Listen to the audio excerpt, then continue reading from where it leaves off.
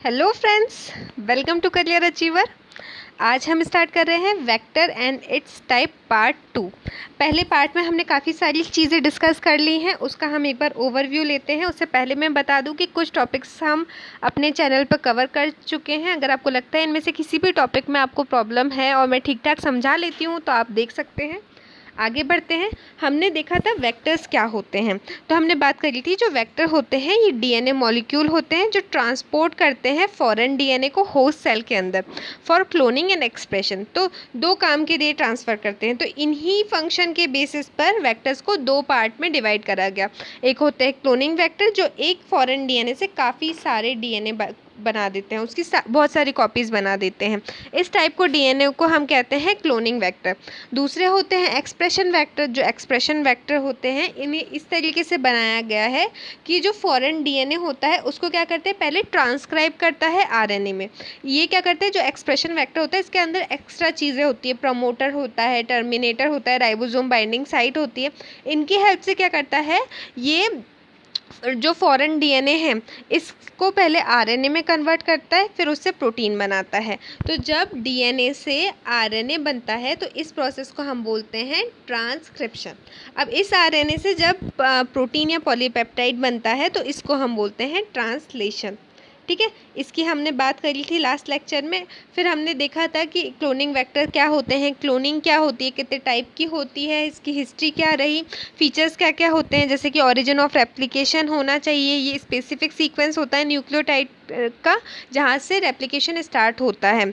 अगर जो foreign DNA होता है वो हमारे ओआरआई साइट से लिंक होता है। ठीक है, क्लोनिंग साइट्स होती है, क्लोनिंग साइट्स वो साइट्स होती हैं जहाँ पर रेस्ट्रिक्शन एंजाइम जो होता है वो जो हमारा डिज़ायर्ड डीएनए उसको फिट करने में हेल्प करता है। एक जो वेक्टर होता है उसके अंदर एक क्लोनिंग साइट भी हो सकती है और बहुत सारी मल्टीपल क्लोनिंग साइट्स भी हो सकती हैं, उसको हम बोलते हैं पॉलीलिंकर साइट। दूसरा फंक्शन क्या होना चाहिए कि एक जो क्लोनिंग वेक्टर है उसके पास सिलेक्टेबल मार्कर्स होने चाहिए।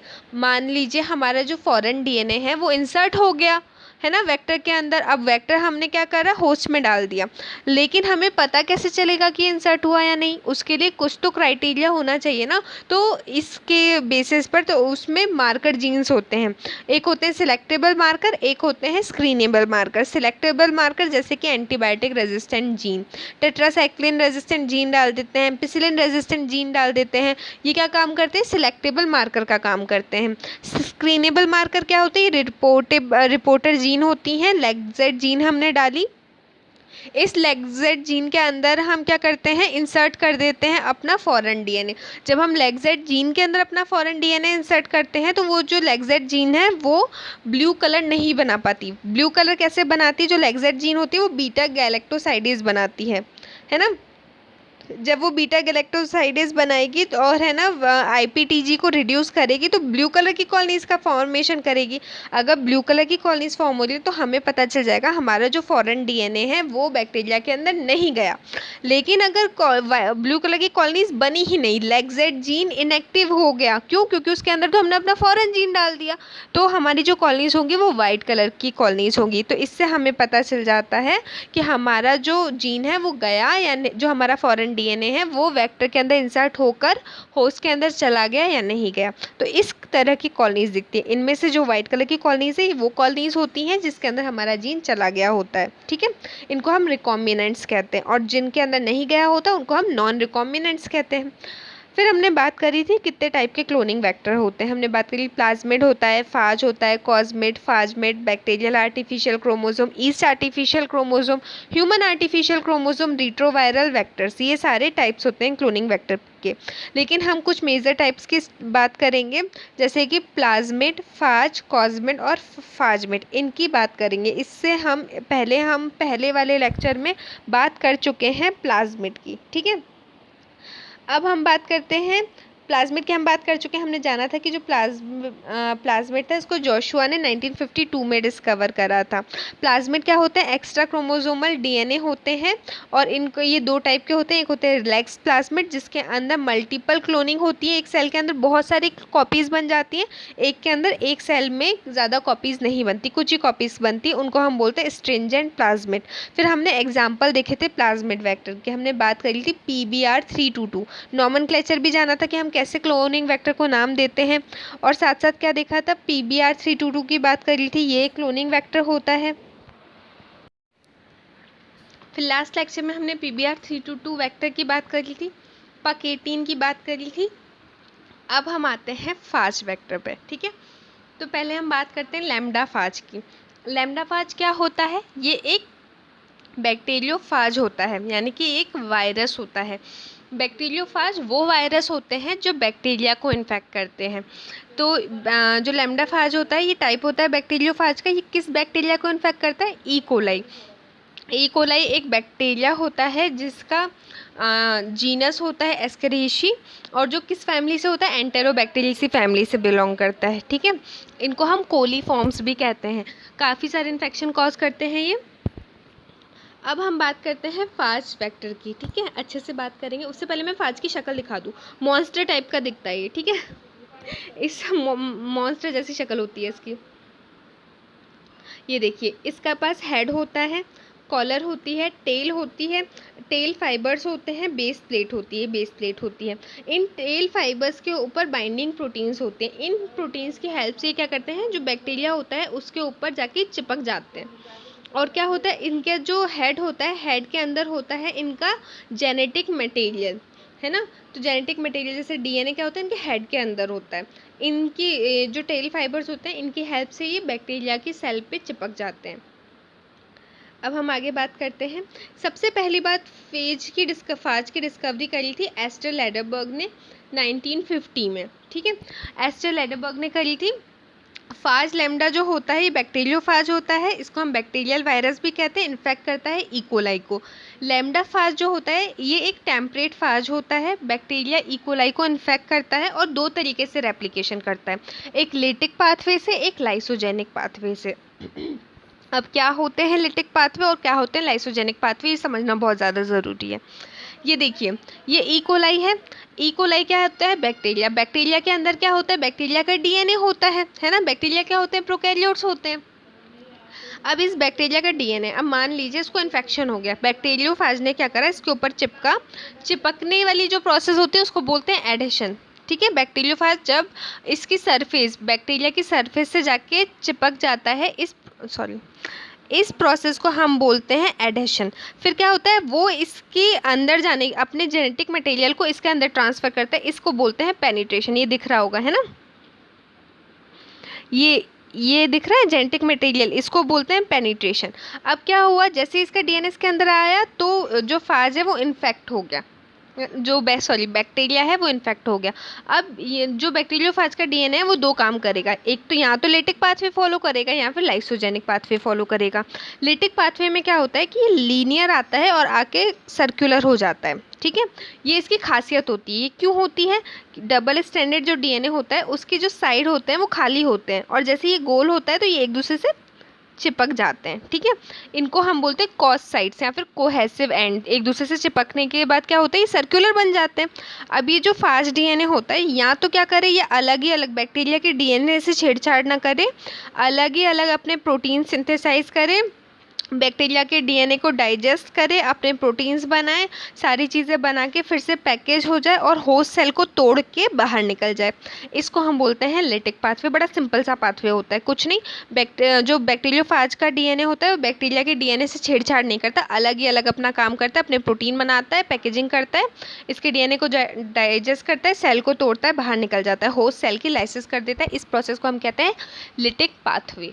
दूसरा पाथवे क्या होता है, इसको हम बोलते हैं लाइसोजेनिक पाथवे। इसमें क्या करता है, पहले फाज आता है, बैक्टीरिया के DNA से दोस्ती करता है, उसके साथ इंटीग्रेट होता है। जब इंटीग्रेट होता है इस प्रोसेस को हम बोलते हैं प्रोफाज। प्रोफाज बन गया। अब जैसे जैसे बैक्टीरिया मल्टीप्लाई करेगा, 1 से 2 बनाएगा, 2 से 4 बनाएगा, है ना, इस तरीके से मल्टीप्लाई करेगा, तो इन सब के अंदर वायरस का जीन भी होगा। क्यों, क्योंकि वायरस का जीन बैक्टीरिया के जीन से क्या कर गया, इंटीग्रेट कर गया है।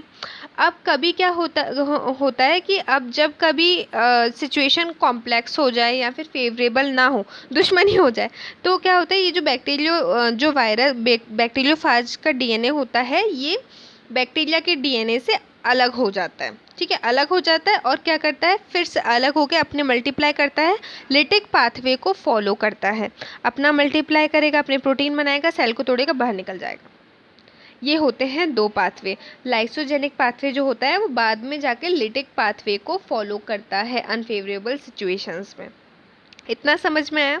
तो हमने बात करी कि जो लैम्डा फाज होता है ये इन्फेक्ट करता है इकोलाई को और दो तरीके से रेप्लिकेट करता है, या तो लिटिक पाथवे से या फिर लाइसोजेनिक पाथवे से। ये समझ में आ गया? अब इनका जो स्ट्रक्चर होता है, इनमें एक हेड होती है, टेल होती है, टेल फाइबर्स होती है, सब चीज़ें मैं आपको दिखा चुकी हूँ। लैम्डा वायरल जीनोम जो होता है वो बड़ा होता है, 48.5 kb का डीएनए होता है, 12 बेस पे जो सिंगल स्टैंडर्ड डीएनए होते हैं कोने में, इनके कोने में क्या होते हैं, सिंगल स्टैंड। ये वाला पोर्शन क्या है, सिंगल स्टैंडर्ड, इनको हम बोलते हैं स्टिकी एंड, है ना। और ये जो दोनों तरफ होते हैं एक दूसरे के कॉम्प्लीमेंट होते हैं, इसीलिए क्या करते हैं, सर्कुलराइज मतलब चिपक जाते हैं गोल होकर, तो सर्कुलराइज बना देते हैं। इन्हीं एंड को हम बोलते हैं कोहेसिव एंड या फिर कॉस एंड्स, याद रखना, इन्हीं को हम कॉस एंड्स बोलते हैं, स्टिकी एंड्स को। अब ये क्या करते हैं, ये जो कॉस एंड्स होते हैं ये दो का इंपॉर्टेंट काम करते हैं, एक तो डीएनए को सर्कुलराइज कर देते हैं, दूसरा लिटिक साइकिल में बहुत इंपॉर्टेंट रोल प्ले करते हैं। क्यों?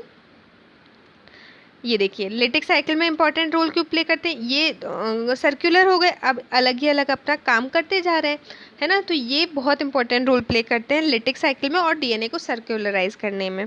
अब जैसे ही इन्फेक्शन होता है तो लैम्डा टेल फाइबर क्या करते हैं, पहले सेल सरफेस के ऊपर आके चिपकते हैं, है ना।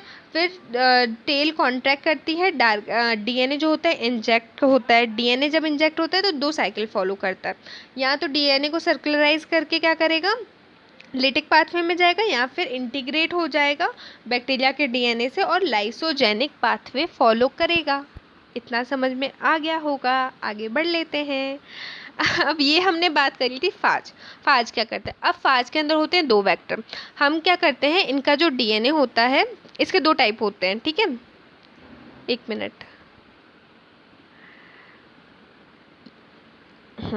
फाज के दो टाइप होता है, एक होता है इंसर्शन वेक्टर, एक होता है रिप्लेसमेंट वेक्टर। इंसर्शन वेक्टर जो होता है इसमें क्या होता है, मान लीजिए डीएनए है, हमने यहाँ पे रेस्ट्रिक्शन साइट है और ये जो है ये बेकार की साइड है, इसका कोई मतलब नहीं है ना। तो हम क्या करते हैं, एक मिनट,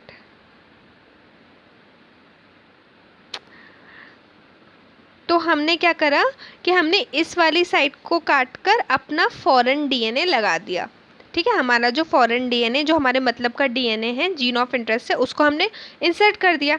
अब ये जो बेकार वाला पोर्शन है इसका हम क्या करें, तो इसको हम क्या करते हैं, कट कर देते हैं, इसको हम कट कर देते हैं।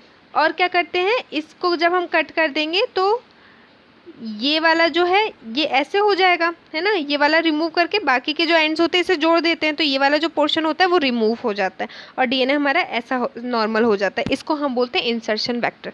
जो बेकार का सेगमेंट है उसको रिमूव कर देते हैं, अपना फॉरेन डीएनए जहाँ पर इंसर्ट करना होता है वहाँ कर देते हैं, ये होता है इंसर्शन, इंसर्ट कर दिया हमने। एक होता है रिप्लेसमेंट वेक्टर। क्या होता है, ये मान लीजिए हमारा डीएनए का स्ट्रैंड है, ठीक है, इसका ये जो पोर्शन है ये बेकार का पोर्शन है, इसको हम बोलते हैं स्टफर फ्रैगमेंट, जिसका कोई मतलब नहीं होता। इसको हम हटाकर इसी जगह पे जब हम क्या करते हैं, इसी जगह पे जब हम अपना नया डीएनए डालते हैं, मान लीजिए ये हमारा अच्छा डीएनए, फॉरेन डीएनए, इसको हमने इंसर्ट करा तो और स्टफर फ्रैगमेंट हटा दिया, तो इसी को हम क्या बोलते हैं, रिप्लेसमेंट वेक्टर। जो स्टफर फ्रैगमेंट था उसको रिप्लेस करके हमने अपना जो फॉरेन डीएनए है वो डाल दिया, इसी को हम बोलते हैं रिप्लेसमेंट वेक्टर। अब इसे अच्छे से देख लेते हैं, है ना। तो इंसर्शन वेक्टर्स जो होते हैं इनके अंदर एक यूनिक क्लीवेज साइट होती है जहाँ पर फॉरेन डीएनए इंसर्ट करते हैं हम 8 से 12 kb तक का।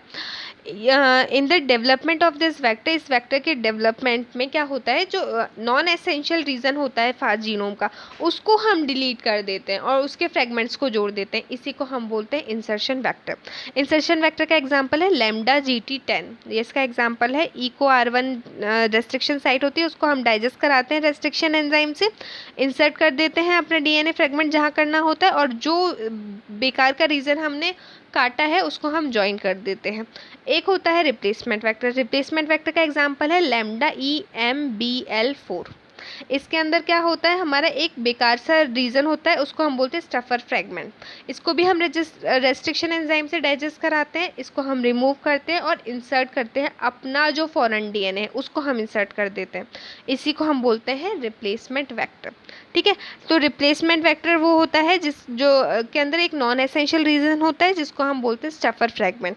इसको हम डिलीट करते हैं और रिप्लेस कर देते हैं फॉरेन डीएनए से। ठीक है, अब हम बात करते हैं फाजमेट। ये भी इसी का एग्जाम्पल है ना, स्टफर फ्रेगमेंट हटा दिया, अपना जो फॉरेन डीएनए डालना था वो डाल कर हमने रिप्लेस कर दिया, इसी को हम बोलते हैं रिप्लेसमेंट वेक्टर। अब हम बात करते हैं फाजमेट वेक्टर की। तो क्या होते हैं फाजमेट वेक्टर? ठीक है, जो फाजमेट वेक्टर होते हैं इनको हम प्लाज्मेट डीएनए कहते हैं।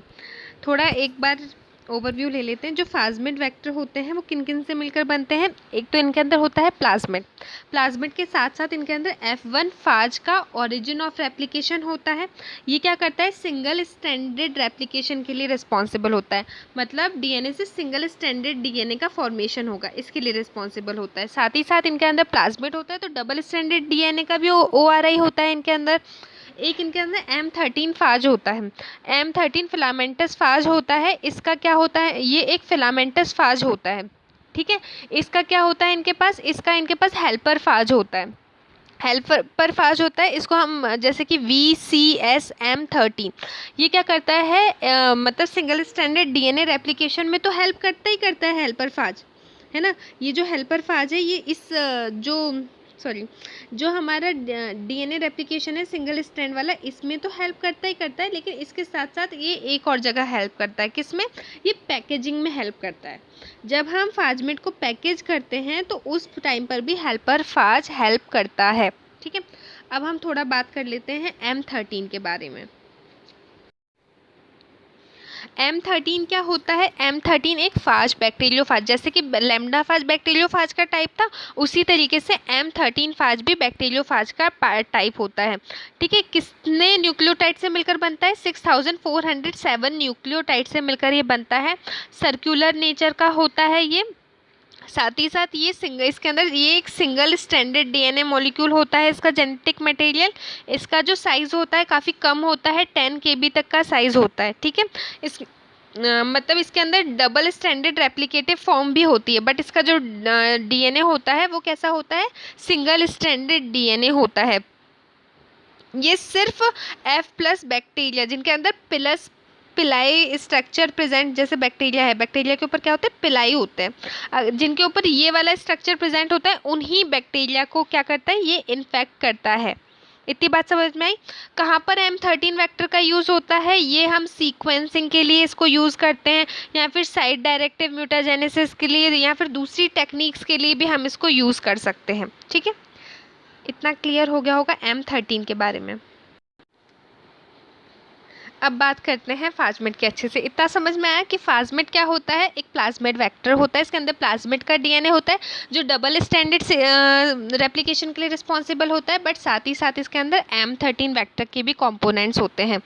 M13 का जो साइज़, डीएनए फ्रेगमेंट का साइज़ जो होता है वो 3 KB होता है। तो ये इसकी लिमिटेशन है, इसी को ओवरकम करने के लिए फाजमेट का निर्माण करा गया। ठीक है, इसके अंदर M13 का जीनोम डाला गया प्लाज्मेट डीएनए के साथ ही साथ F1 फाज की ORI साइट डाली गई, जो किसके लिए रिस्पॉन्सिबल होती है? सिंगल स्ट्रैंड डीएनए के लिए। M13 के जो होता है एक फिलामेंटस फाज होता है। इसके अंदर फिलामेंट्स प्लस पिलाई स्ट्रक्चर होता है, मतलब जो पिलाई वाले स्ट्रक्चर वाले बैक्टीरिया होते हैं इनको ही इन्फेक्ट करता है।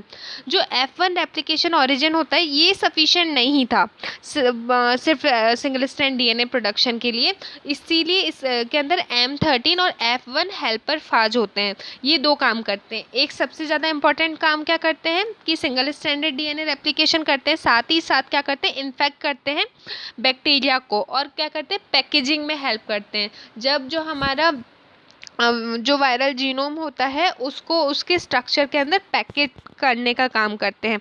जो प्रोडक्शन होता है सिंगल स्ट्रैंड फ्लाज्मिड का, वो इनकी हेल्प से होता है। फ्लाज्मिड का एक एडवांटेज होता है कि अगर इसके अंदर हेल्पर फाज ना भी हो तो भी जो डबल स्ट्रैंडेड डीएनए होता है वो आइसोलेट हो जाता है, जैसे कि नॉर्मल प्लाज्मिड के अंदर होता है। इसका जो साइज़ होता है वो क्या होता है, 10 kb तक का होता है। तो इसके अंदर 3 चीज़ें हमने पढ़ी, एक तो प्लाज्मिड तो होता ही होता है क्लोनिंग वेक्टर, दूसरा क्या होता है M13 फाज भी होता है प्लस F1 फाज भी होता है। तो ये फाजमिड के कुछ वो थे कैरेक्टरिस्टिक्स थे। इम्पॉर्टेंट होता है, डीएनए सीक्वेंसिंग में भी हम इसका यूज़ करते हैं। साथ ही साथ इसके अंदर रेप्लिकेशन, ओरिजिन ऑफ रेप्लिकेशन होता है, प्लाज्मिड का भी होता है प्लस F1 का भी होता है। सिलेक्टेबल मार्कर्स होते हैं, इंटरजेनिक रीजन होता है, कोड प्रोटीन होती हैं, रेस्ट्रिक्शन साइट्स होती हैं, टैग भी हम लगा देते हैं। कि टैग हम क्यों यूज़ करते हैं, टैग का मेन रीज़न ये होता है कि मान लीजिए आपने कोई भी अपना फॉरेन डीएनए डाला तो हम उसको टैग करके जब डाल देते हैं, तो जब उसका एक्सप्रेशन कराते हैं या फिर जब उसका क्लोनिंग होती है तो उन टैग की हेल्प से हमें पता चल जाता है कि हमारा रिकॉम्बिनेंट चला गया। ये जो टैग होते हैं कई बार फ्लोरेसेंट नेचर के होते हैं, तो हम चमकीले चमकीले अलग से दिख जाते हैं, तो हमें पता चल जाता है कि हमारा रिकॉम्बिनेंट एंटर कर गया। ठीक है, जब प्लाक फॉर्मेशन होता है उस टाइम पर इनके अंदर प्रमोटर भी होता है, सिंगल पेप्टाइड्स, रेस्ट्रिक्शन साइट्स, ये सारी चीज़ें होती है। अब हम बात करते हैं कॉस्मिड वेक्टर की। देखिए एक चीज़ और मैं बताना चाहूँगी यहाँ पर, मान लीजिए क्या हमारा प्लेट है, प्लेट के अंदर ये है बैक्टीरिया की कॉलोनी, है ना। अब जो इन्फेक्ट हो गए हैं, ये जो बैक्टीरिया की कॉलोनी, ये पूरी पूरी कॉलोनीज़ होती हैं, ऐसी ऐसी मान लीजिए कॉलोनीज़ हैं, लेकिन जो इनके बीच में जो आपको वाइट कलर के दिख रहे हैं, जब हमारा वायरस इन बैक्टीरियल कॉलोनीज़ को इन्फेक्ट कर देता है तो इस टाइप के प्लाक्स नज़र आते हैं, बीच में वाइट वाइट और साइड में बैक्टीरियल कॉलोनीज़। तो ये इन्हें हम बोलते हैं प्लाक, ये प्लाक स्ट्रक्चर होता है। इससे हमें पता चल जाता है कि जो हमारा बैक्टीरिया है वो इन्फेक्ट हो गया। फिर ये देखने के लिए कि जो हमारा रिकॉम्बिनेंट है वो पहुंचा या नहीं पहुंचा, तो उसके लिए जो कॉलोनीज़ होती है इसके आसपास वो ब्लू या वाइट कलर की कॉलोनीज़ आती हैं। तो अगर वाइट कलर की कॉलोनीज़ आ रही है मतलब रिकॉम्बिनेंट है। इतना समझ में आया। अब आगे चलते हैं। कॉस्मिड वेक्टर क्या होता है, नाम ही बता रहा है कि कॉस साइट तो होती है, लैम्डा फाज की कॉस साइट होती है प्लस प्लाज्मिड, इन दोनों से मिलकर बनता है कॉस्मिड वेक्टर। कॉस्मिड की डिस्कवरी सबसे पहली बार कॉलिंस ने और हॉर्न्स ने करी थी 1978 में। ठीक है, जो कॉस्मिड वेक्टर होते हैं ये किस किस से मिलकर बनते हैं, लैम्डा फाज की cos site plus plasmid vector से मिलकर बनते हैं। तो ये हाइब्रिड होते हैं, जेनेटिकली हम इनको लैब्स में बनाते हैं। जो कॉस्मिड होते हैं और इनका जो डीएनए होता है वो सेल में रेप्लिकेट करता है जैसे प्लाज्मिड का करता है। हम इनको पैकेज करते हैं फेज कैप्सिड में। बैक्टीरियोफाज क्या होता है, वायरस होता है, उसका हेड स्ट्रक्चर होता है, हमने देखा था।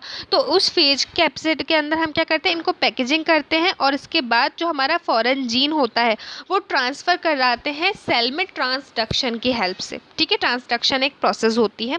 अब ये जो कॉस्मिड होता है, इस कॉस्मिड के अंदर क्या होता है, हमारा डीएनए होता है जो कि लंबा होता है, लैम्डा फाज से ज़्यादा साइज़ का होता है। इसका यही बेनिफिट होता है कॉस्मिड का कि हम इसमें लार्ज साइज़ के फॉरेन डीएनए को क्या करा सकते हैं, क्लोन करा सकते हैं, उसकी मल्टीपल कॉपीज़ बना सकते हैं। तो जो कॉस्मिड होता है इसके अंदर जो डीएनए हम इंसर्ट करते हैं वो 3 गुना ज़्यादा बड़ा होता है लैम्डा फाज से। प्लाज्मिड की तरह इसके अंदर ORI साइट तो होती है, साथ ही साथ सिलेक्टेबल मार्कर्स भी होते हैं, है ना, और कुछ यूनिक रेस्ट्रिक्शन रिकॉग्निशन साइट्स होती हैं। रेस्ट्रिक्शन साइट्स वो साइट्स होती हैं जहाँ पे जो रेस्ट्रिक्शन एंजाइम है वो कट करता है। ठीक है, अब क्या होता है, नॉर्मली ये क्लोन करते हैं लार्ज डीएनए फ्रेगमेंट्स को। कितने लार्ज, 25 से 45 kb तक के डीएनए को ये क्या कर देते हैं, क्लोन कर सकते हैं, उनकी मल्टीपल कॉपीज़ बना सकते हैं। ये जो सेल्स हो, इकोलाई सेल्स जब इन्फेक्ट होते हैं कॉस्मिड पैकेज फेज से, तो ये क्या करते हैं, सपोर्ट करते हैं ऑटोनोमस रेप्लिकेशन को। सर्कुलर कॉस्मिड प्लाज्मिड जो होते हैं इनके अंदर ORI और बीटा लैक्टमेज जीन होती है, इसलिए क्या करते हैं, अपने आप रेप्लिकेट करते हैं। इनके अंदर ये प्लस पॉइंट होता है कि ये खुद से रेप्लिकेट करते हैं। फाज खुद से रेप्लिकेट नहीं कर पाता लेकिन कॉस्मिड वेक्टर करते हैं। क्यों, क्योंकि इनके अंदर एक ORI रीजन होता है प्लस एक बीटा लैक्टमेज जीन होती है। ठीक है, ये लिंक हो जाती है कॉस सीक्वेंस से, इस वजह से ये क्या करते हैं, ऑटोनोमस रेप्लिकेशन शो करते हैं। एग्जाम्पल क्या है कॉस्मिड वेक्टर के, कोल E1, PJB8, PHC79 कॉस्मेट। जब आप कोई आंसर लिखें या कभी क्वेश्चन आए इससे रिलेटेड, तो आपको ये एग्जाम्पल अगर मेंशन करना ज़रूरी होता है ना। काफ़ी इंपॉर्टेंट रोल प्ले करते हैं एग्जाम्पल, जैसे कि कोल E1 है ना, 1-2 नाम याद रख लेना, कोल E1, PJB8, ये 2 नाम याद रख लेना। अब एडवांटेज की बात करें तो सबसे पहली बात तो ये कि लार्ज साइज़ होता है, ज़्यादा बड़ा हम अपना जो फॉरेन DNA होता है वो हम क्या कर सकते हैं, रेप्लिकेट कर उसकी कॉपीज़ बना सकते हैं। हाई ट्रांसफॉर्मेशन एफिशिएंसी, इनकी एफिशिएंसी काफ़ी अच्छी होती है। ये कैरी कर सकते हैं 45 KB तक का, जबकि जो प्लाज्मिड और लैम्डा फाज है उनकी लिमिटेशंस होती है, वो 25 KB से ज़्यादा तक का फॉरेन DNA कैरी नहीं कर पाते, है ना। अब हम बात करते हैं, इस तरीके से हम पैकेजिंग करते हैं लैम्डा टर्मिनेज या फिर फेस के अंदर, हेड के अंदर हम पैकेजिंग करते हैं। ये जो पैकेजिंग होती है वो इन विट्रो लैब्स के अंदर करी जाती है, ठीक है। कैसा होता है, कॉज के अंदर एक एंटीबायोटिक रेजिस्टेंट जीन होती है प्लाज्मिड की, ORI होता है, प्लस कॉज जीन होती है फाज की, रेस्ट्रिक्शन साइट्स होती हैं जहाँ इसके अंदर क्या करते हैं हम इंसर्ट करते हैं अपने इस साइट के बीच में हम क्या करते हैं अपने फॉरेन DNA को इंसर्ट कर देते हैं। तो ये कॉस्मिड वेक्टर का सिंपल सा स्ट्रक्चर था। अब कुछ फ़ायदे होते हैं फाज वेक्टर के, किसके ऊपर, प्लाज्मिड के ऊपर। क्या होते हैं, जो फाज वेक्टर होते हैं ये ज़्यादा एफिशिएंट होते हैं प्लाज्मिड से। ये लार्ज DNA फ्रेगमेंट को क्या कर लेते हैं, क्लोन कर देते हैं, उनकी कॉपीज़ बना देते हैं, और जो लार्जेस्ट क्लोन होता है वो इंसर्ट हो जाता है लैम्डा फाज में। जो लार्जेस्ट क्लोन हम लैम्डा फाज में 24 KB तक का क्लोनिंग कर सकते हैं, 24 KB तक के फ्रेगमेंट की क्लोनिंग कर सकते हैं। प्लस इन जबकि जो प्लाज्मिड वेक्टर होता है उसमें हम सिर्फ 15 KB तक की क्लोन कर सकते हैं, ठीक है। ईजिली हम इनको स्क्रीन कर सकते हैं, प्लाक्स बन जाते हैं, तो जो ईजिली हम इनको आइडेंटिफाई भी कर सकते हैं। वैसे मेरे हिसाब से तो प्लाज्मिड वेक्टर का आइडेंटिफिकेशन थोड़ा ज़्यादा ईजी होता है, बट और प्लस जो फाज और कॉस्मिड की बात करें तो कौन सा ज़्यादा अच्छा वेक्टर होता है, कॉस्मिड ज़्यादा अच्छा वेक्टर होता है फाज से, है ना। उसके रीज़न क्या होते हैं, उनकी एफिशिएंसी काफ़ी ज़्यादा एफिशिएंट होते हैं, प्लस उनके अंदर ऑटोनोमस रेप्लिकेशन की प्रॉपर्टी होती है ORI जीन की वजह से, और बीटा, ये जो बीटा लैक्टामेज जीन होती है इनकी वजह से ऑटोनोमस रेप्लिकेशन करते हैं, जबकि फाज वेक्टर नहीं कर पाते, है ना। और प्लस ये इनसे भी लार्ज सेगमेंट को क्या कर सकते हैं, क्लोन कर सकते हैं। फाज की लिमिट है कि 24 KB तक का जो फ्रेगमेंट है उसी को क्लोन कर पाएगा, लेकिन जबकि ये जो हमारे कॉस्मिड होते हैं वो 45 KB तक के फ्रेगमेंट को क्या कर देते हैं, क्लोन कर देते हैं। तो ये इनका ज़्यादा फ़ायदा होता है। तो आज के लिए इतना ही। अब इसके बाद हम एक्सप्रेशन वेक्टर्स पे आएंगे। तो अगर आपको ये लेक्चर पसंद आया हो तो आप लाइक कर सकते हैं, सब्सक्राइब कर सकते हैं, इसको शेयर कर सकते हैं अपने दोस्तों के साथ। अगर कोई भी कमी रह गई हो तो आप कमेंट बॉक्स में लिख के मुझे प्लीज़ बता सकते हैं, तो मैं उसको नेक्स्ट लेक्चर में ख़त्म करने की कोशिश करूँगी। आप प्लीज़ इसको लाइक कर दीजिए। Thank you.